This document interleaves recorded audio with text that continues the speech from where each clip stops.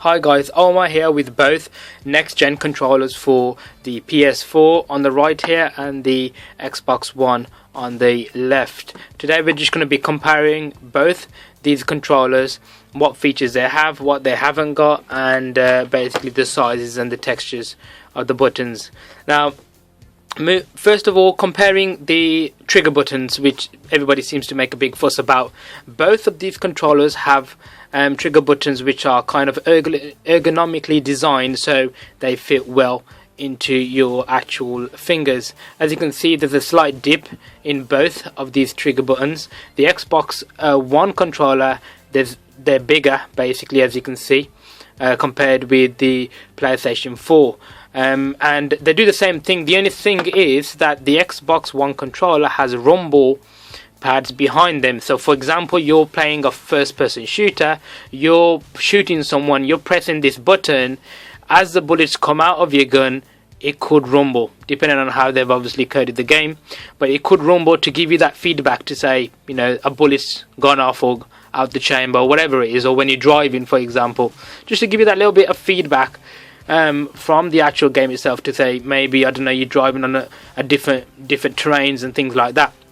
Now the PlayStation 4 doesn't have anything like that. It only has the normal standard rumble motors on the bottom of the actual controller handles, but nonetheless it's still a good controller, and basically it's a feature which, you know, I'd like to have on the PS4, but you know, it's still not a deal breaker for me. And moving over to the actual buttons on top of the trigger. Now with the Xbox One, as you can see, there's a click. Right now, there's no click with these buttons. They just go in.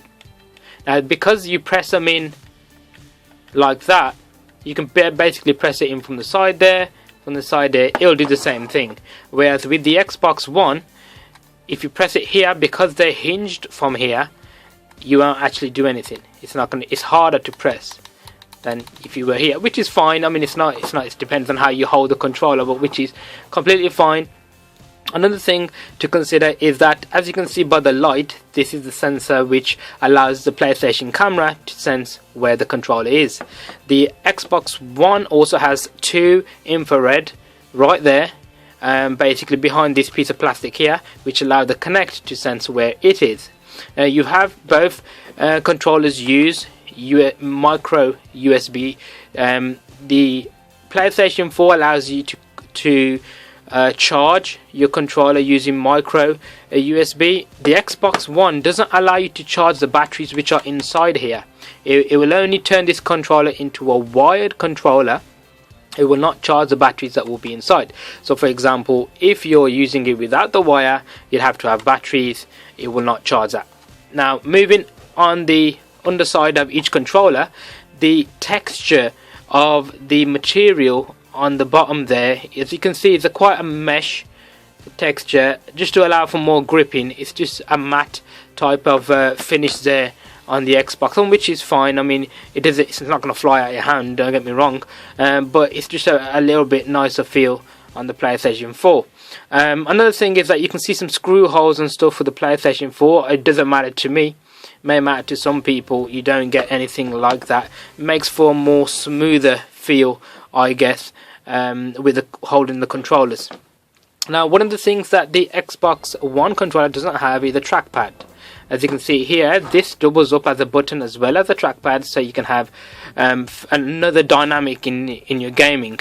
The buttons on the front, you've got the menu button and the view button there. You've got the options button and the share button there. With the share button, you can obviously share your gameplay, screenshots, things like that.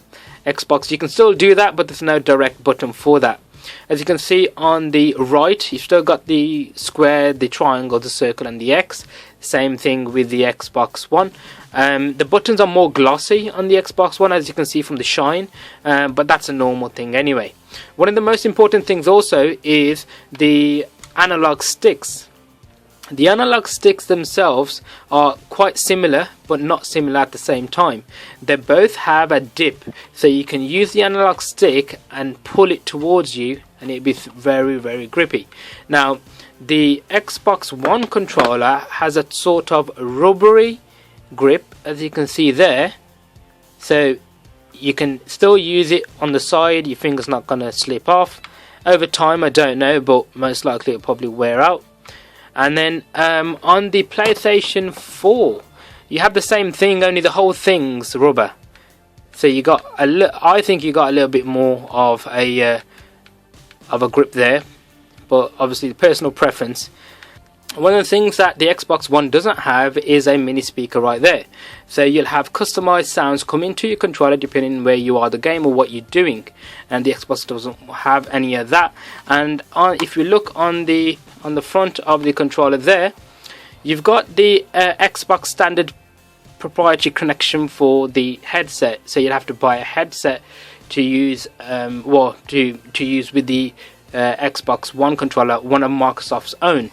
With the PlayStation, you've got a standard 3.5mm stereo jack, so you can use whatever headset you got. You can use the earphones out of your phone, or you can use these two ports there to use the standard one that the PlayStation, the Sony give you with the PlayStation. And also just the size of the actual controllers. The PlayStation 4 is just a tad bigger than the Xbox One. Although this controller, as you can see how deep it is, it's very shallow, so it's as if it's been placed in your hand. You're not holding it, it's basically placed in your hand, so you can just grip the buttons like so.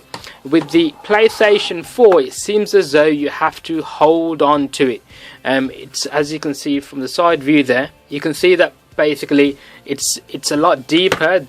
The arms here go deeper into your palm, so you got more of a hold onto it, I guess. So that was just a quick comparison of both of these next generation controllers. Thanks for watching.